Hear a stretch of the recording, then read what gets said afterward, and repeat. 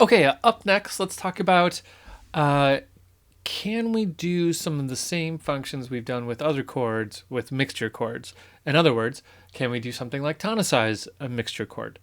We absolutely can.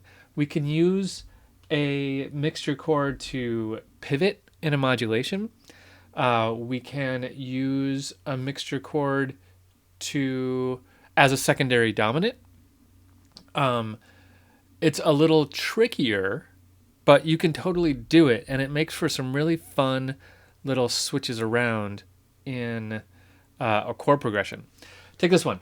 I just added another kind of just short little chord progression, C major. Oops. Here we go. Oops, let's start at the beginning.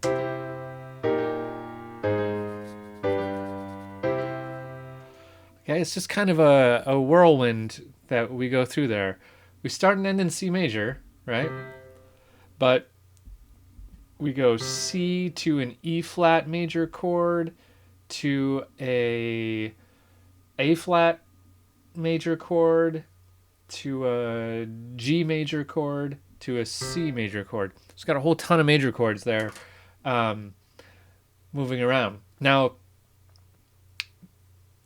this might look like, if you think about it, it might look like C to flat 3 to flat 6 to 5 to 1. But there's more to it than that. We might be able to call something in here a secondary dominant, actually. So let's actually go to a new video and dive into an analysis of this and explain what I'm heavily alluding to right now. Off we go.